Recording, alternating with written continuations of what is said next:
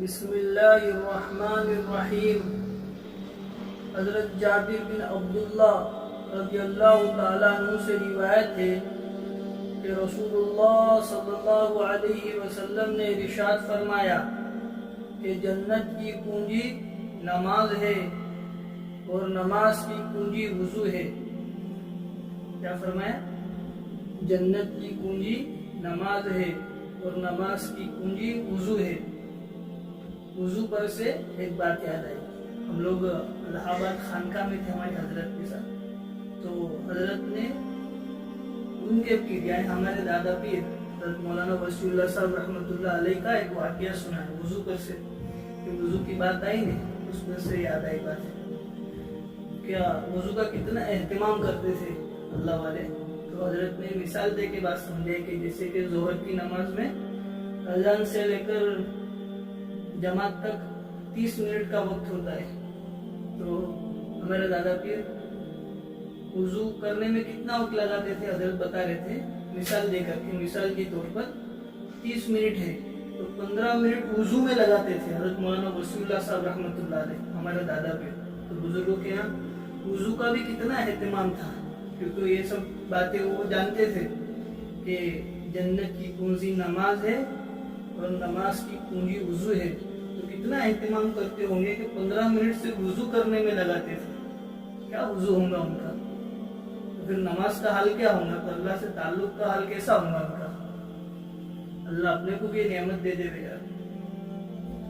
حضرت انس رضی اللہ تعالی عنہ روایت کرتے ہیں کہ رسول اللہ صلی اللہ علیہ وسلم نے ارشاد فرمایا میری آنکھوں کی ٹھنڈک نماز میں رکھی گئی ہے۔ کیا ارشاد فرمایا؟ اللہ کے نبی صلی اللہ علیہ وسلم نے ارشاد فرمایا میری آنکھوں کی ٹھنڈک نماز میں رکھی گئی ہے۔ حضرت عمر رضی اللہ تعالی عنہ فرماتے ہیں کہ رسول اللہ صلی اللہ علیہ وسلم نے ارشاد فرمایا نماز دین کا ستون ہے۔ ہمارے اسلام میں کہتے ہیں دین کے 5 ستون ہیں، اس میں ایک ستون نماز بھی ہے۔ حضرت علی رضی اللہ تعالیٰ عنہ سے روایت ہے کہ رسول اللہ صلی اللہ علیہ وسلم نے آخری وصیت یہ ارشاد فرمائی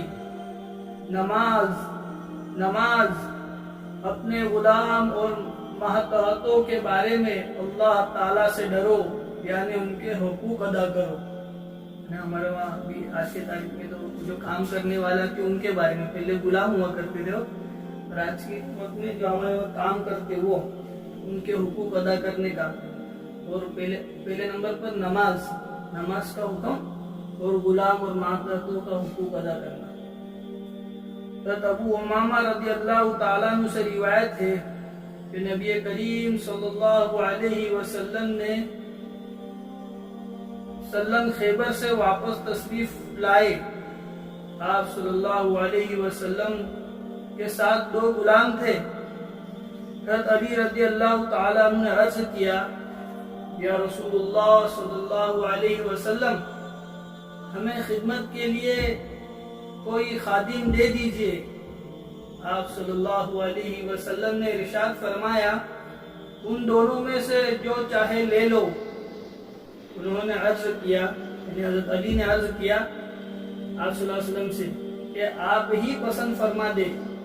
نبی کریم صلی اللہ علیہ وسلم نے ان میں سے ایک کی طرف اشارہ کیا، اشارہ کر کے فرمایا اس کو لے لو، لیکن اس کو مارنا نہیں، کیونکہ خیبر سے واپسی پر میں نے اس کو نماز پڑھتے دیکھا ہے اور مجھے نمازیوں کو مارنے سے منع کیا گیا ہے۔ وہ نمازی بھی ایسے تھے۔ حضرت عبادہ بن ثابت رضی اللہ تعالیٰ عنہ فرماتے ہیں کہ میں نے رسول اللہ صلی اللہ علیہ وسلم کو یہ ارشاد فرماتے ہوئے سنا اللہ تعالیٰ نے 5 نمازیں فرض فرمائی ہے، جو شخص ان نمازوں کے لیے اچھی طرح وضو کرتا ہے، لیکن یہاں پہ بھی ذکر ہے وضو کا، اچھی طرح سے وضو کرتا ہے، انہیں مستحب وقت میں ادا کرتا ہے، رکوع سجدہ اطمینان کے ساتھ کرتا ہے اور خشوع سے پڑھتا ہے، تو اللہ تعالیٰ کا وعدہ ہے کہ اس کی ضرور مغفرت فرمائیں گے.